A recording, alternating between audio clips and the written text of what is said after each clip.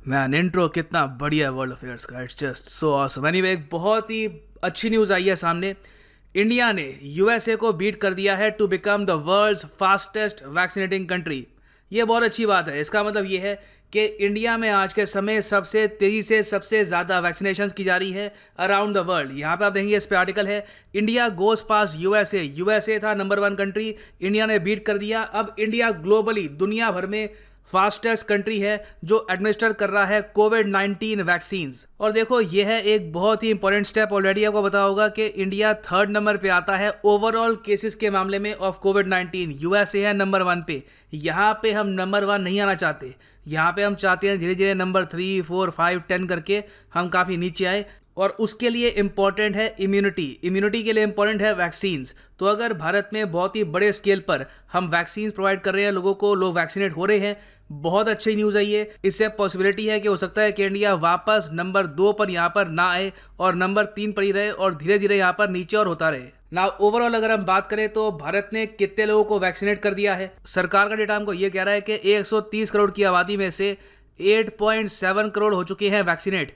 अभी हाल ही में पिछले 24 घंटों में हमने 33 लाख डोजेस दी हैं ऑल ओवर कंट्री। तो जो ये रेट है ना कि हर 24 घंटे में कौन सा कंट्री कितनी वैक्सीन प्रोवाइड कर रहा है अपने लोगों को, उसमें इंडिया है नंबर 1 पर। और यहाँ पे आप देख पाओगे ये है list, India on top, number 2 पे है यहाँ पर यूएसए, नंबर 3 पे है ब्राज़ील, फिर यूके, फिर फ्रांस, टर्की, जर्मनी, इटली।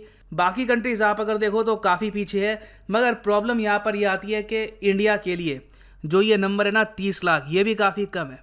हमें एक्चुअली यहाँ पे चाहिए कि एटलीस्ट हम रोज़ 50 लाख के आसपास जो वैक्सीन्स हैं ये लोगों को प्रोवाइड करें, अगर हम चाहते हैं कि अगले साल तक हमारा देश वापस नॉर्मल हो जाए। नॉर्मल का मतलब कि लोग बाहर निकल पाएँ, लोग वापस जो अपनी नॉर्मल लाइफ है वो स्टार्ट कर पाएँ। क्योंकि इन कंट्रीज़ के कंपैरिजन में इंडिया की आबादी भी बहुत ही ज़्यादा है। तो इसलिए हम देखें कंट्रीज़ को पॉपुलेशन वैक्सीनेशन के हिसाब से कि किस देश में कितनी % जो आबादी है ये हो चुकी है प्रॉपरली वैक्सीनेट। तो यहाँ पे आप देखोगे यूएस काफ़ी ऊपर है, 26% जो यहाँ पे आबादी है इसको मिल चुकी है वैक्सीन्स, जो बहुत अच्छी बात है। इंडिया को आप अगर देखो, इंडिया चाइना को तो बहुत तरक्की करनी है अभी। चाइना में सिर्फ 5% आबादी है जिसको वैक्सीन मिली है, इंडिया में सिर्फ 3% के आसपास। जी हाँ, सिर्फ 3%। अभी बहुत लंबा सफ़र तय करना है। फिर आप अगर देखो इंडिया के आसपास जो देश हैं, पाकिस्तान, यहाँ पे देखो बहुत बुरी हालत है। और मेरे हिसाब से इंडिया के लिए काफ़ी चिंता की बात भी है कि ओवरऑल पाकिस्तान की जो टोटल पॉपुलेशन है उसका 1%, एक्चुअली एक भी नहीं, 0.5% भी अभी तक वैक्सीनेट नहीं हुआ। अब आप यहाँ पे पूछेंगे इसमें प्रॉब्लम क्या है। प्रॉब्लम देखो यहाँ पर यह है कि जिस कंट्री को लौटना है वापस इंटरनेशनल ट्रेड में, जो देश चाहता है कि वापस इनके देश में इन्वेस्टर्स आएँ, इनके देश में इन्वेस्टमेंट्स आएँ, इनके देश में टूरिस्ट आएँ, तो उस देश को इंश्योर करना होगा कि उनके यहाँ काफ़ी बड़ी संख्या में एटलीस्ट 60 to 70% जो पॉपुलेशन है ये हो प्रॉपरली वैक्सीनेटेड, तभी लाइफ नॉर्मल हो पाएगी। नहीं तो आप इमेजिन कर लो कि अगर कोई देश है ईरान जैसा या पाकिस्तान जैसा जहाँ पर लोग वैक्सीनेशन नहीं करवा रहे, तो इन कंट्रीज़ में टूरिस्ट कहाँ जाएंगे।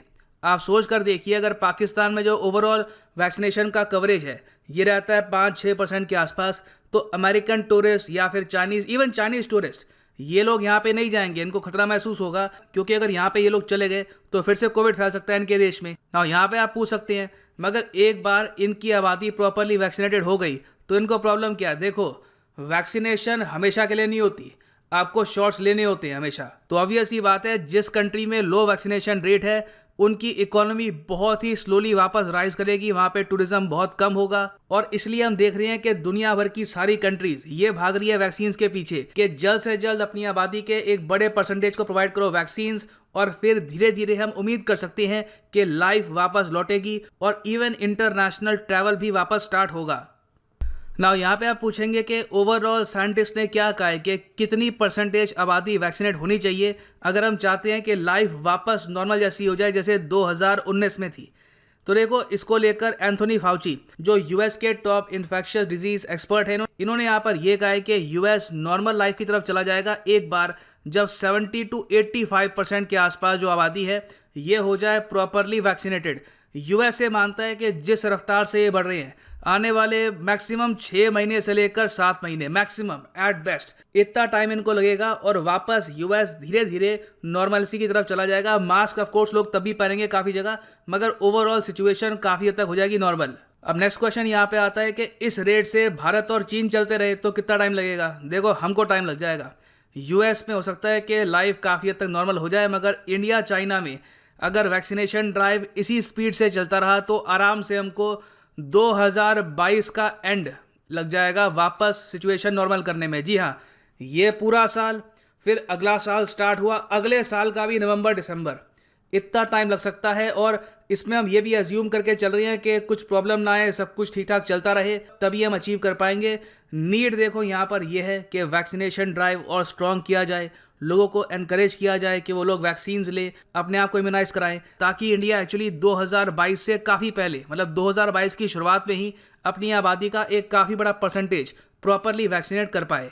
और ये अचीव करने में देखो क्वाड का भी काफ़ी इंपॉर्टेंट रोल होगा। अब आप समझ पा रहे होंगे कि हाल ही में जो क्वाड समिट हुआ है वहाँ पर जो बाइडेन ने वैक्सीनेशन पर इतना जोर क्यों दिया है, वो क्यों चाहते हैं कि American government Indian private companies को लोन दे, सॉफ्ट लोन दे, ये लोग जो अपनी मैन्युफैक्चरिंग कैपेसिटी है वैक्सीन की ये बढ़ाए, इंडिया में जॉनसन एंड जॉनसन की जो वैक्सीन है ये भी प्रोड्यूस हो, ताकि बहुत जल्द इंडिया की एक बड़ी आबादी ये हो जाए वैक्सीनेट और वापस इंडिया यूएस का जो ट्रेड है ये ओपन हो, इंडियंस जाएं यूएसए में, अमेरिकन जाएं इंडिया में। और ऑफ कोर्स भारत में का जो प्रोडक्शन है वैक्सीन की ये स्टार्ट हो गई, ये तेज हो गई, तो उसके बाद जो ये वैक्सीन है इनको हम कर सकते हैं एक्सपोर्ट, और इंडिया एक्चुअली कई कंट्रीज की इकोनॉमीज को, उनके सिटीजन की हेल्थ को बचा सकता है because of its vaccine production capability. मगर मैं यहाँ पे फिर भी कहूँगा कि भारत खुद वैक्सीनेट हो भी गया, वो भी काफ़ी होगा नहीं, हमको इंश्योर करना होगा कि हमारे आसपास के जो देश हैं, नेपाल, बांग्लादेश, श्रीलंका, भूटान, म्यांमार, पाकिस्तान, यहाँ पर भी लोग वैक्सीनेट हो। अब पाकिस्तान क्यों? देखो अब तो रिलीजियस टूरिज्म होता है,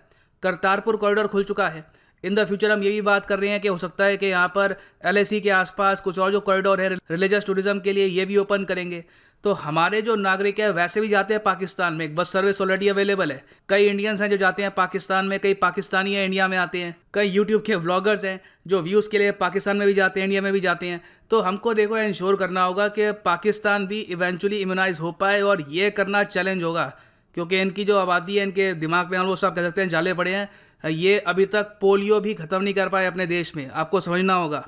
पोलियो भी अभी तक पाकिस्तान में ख़त्म नहीं हुआ क्योंकि वैक्सीन को लेकर ये अजीबोगरीब इनकी थ्योरियां हैं। तो नीड यहाँ पर यह है कि इंडिया पाकिस्तान की जो गवर्नमेंट्स हैं ये मिलकर काम करे, पाकिस्तान की जो जनता है इनको ये बताए कि वैक्सीन्स आर इम्पॉर्टेंट, वैक्सीन से इवेंचुअली आपका जो देश है रिकवर करेगा, इकोनॉमी रिकवर करेगी, नहीं तो बहुत ही लंबे समय तक पाकिस्तान, और ना सिर्फ पाकिस्तान, इवन ईरान, अफगानिस्तान, कई और जो देश हैं ये इंटरनेशनली हो जाएंगे आइसोलेटेड। और फाइनली यहाँ पर मैं ये भी ऐड कर दूं कि आप अगर यूपीएससी की तैयारी करना चाहते हैं, आप चाहते हैं कि लाइफ में एक बार एक जेन्युइन प्रॉपर आप अटेम्प्ट दे यूपीएससी एग्ज़ाम का, तो उसके लिए ये बेस्ट टाइम है अनअकैडमी का कोर्स परचेज करने के लिए।